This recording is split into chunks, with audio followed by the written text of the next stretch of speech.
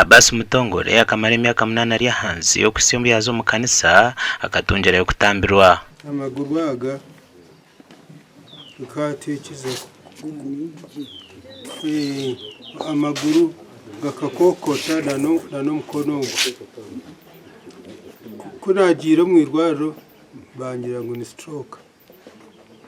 naraguza stroke yanga kukira nagiraguza yarema narwaho naza no miziga g'ekitagata agakosya namara y'emyezi yanje nk'ebiri konka byababusha byarema kwiza nacerera hatoko y'inkurugara nk'egiye kanye nashema niho bwarwara ubwire bwa bwingi buhanga konka ubwire buyamara aha KMI tukazayo omukwakana yaba ryaho ubwire bwona urugo kwakana okusyana hati wakiriza umusija wanjogo yatorekera umuhanda tukagenda tukahikaho tukatandika tukashaba akaru kubi munonga yarwire umukitanda kata kweyimusyamo akaya kanshingo yarufungwena akuza kufa afite turiyaho bareba abatugambira ngo hariyo mwana nashaba kayinashema kutwa kwasize hamwe twareba abo kubantu tuyikiririzo mu ruhanga muhango arukore bintu bahango ebirengero kwetekereza ko muntu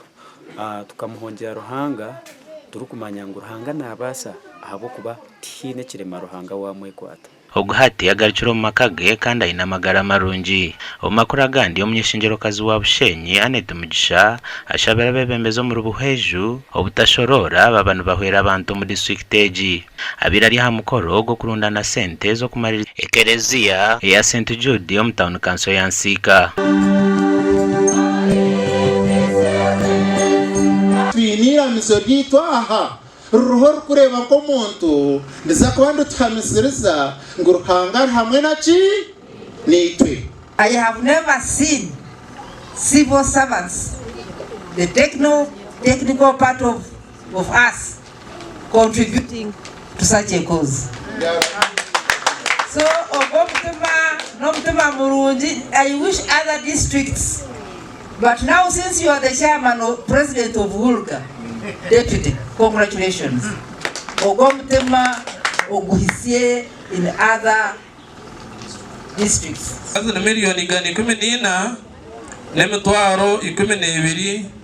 enkuminana rukaga. Kongo mu bokozwe